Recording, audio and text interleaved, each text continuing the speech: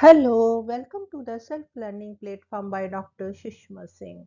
Today we start Unit 3, Aristotle, and our topic is Evaluation of Aristotle's Political Theory. Aristotle's Encyclopedia Mind encompassed practically all the branches of human knowledge, from physics, biology to ethics and politics. Though his best state is Plato's second best state, the tone and temper of Aristotle's politics is very different from the vision in the Republic. One important reason for the marked difference is the fact that politics, unlike the Republic, is a collection of lecture notes and a number of different essays written over a period of time.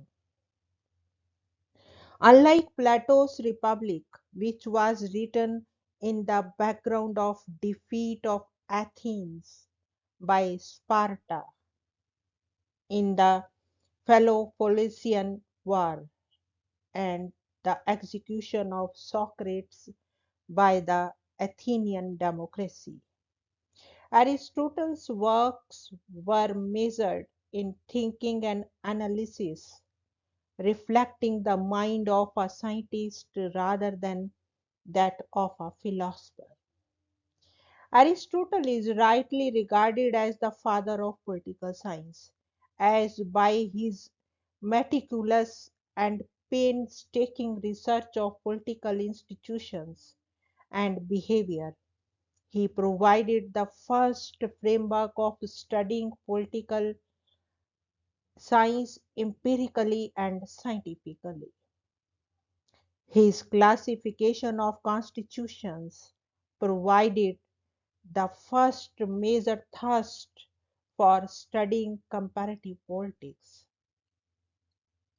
The primacy of the political was most forcefully argued when he commented that man by nature is a political animal, distinguishing between individualistic animals like the lions and tigers to a gregarious ones like the humans, elephants, ants, bees, and sheep. His most lasting importance was in his advocacy of the rule of law rather than personalized rule by the wisest and the best. The entire edifice of modern civilization is based on respect for constitutional provisions and well defined laws. The origin of both is with Aristotle, in this sense, being a less ambitious but more a practical realist than Plato. Aristotle's practical prescriptions have been more lasting and more influential than the radical and provocative ideas of Plato. The next point is influence. It is because of such extraordinary acumen that Aristotle's influence on the subsequent political philosophers is without a parallel in the history of the political theory. In fact, he is accepted more than his teacher is. His views about the state and particularly the nature of the state have not been challenged. All those who venture to classify state start from Aristotle. His views on the revolution were the last words on the subject until Marx came to analyze it differently. However, the collapse of communism has revived more interest in Aristotle's perceptions than that of Marx, Polybius, Cicero, Thomas Aquinas, Marsilio of Padua, Machiavelli, John Locke, and the recent commentators like McCarthy Sandel. Tyler follow Aristotle in spirit. This spirit is evident in all the major works of political theory, originally even in contemporary time. In the end, let us sum up the unit. Aristotle, as the first political scientist, was a disciple of Plato. Though he criticized his teacher severely, he considered man as a social animal and the state as a natural organization which exists not only for life but for the sake of good life. Polity that combined oligarchic with democratic characteristics was the best form of government and was the best way of preventing revolutions and violent changes. It was not the ideal, but one that is possible and practicable.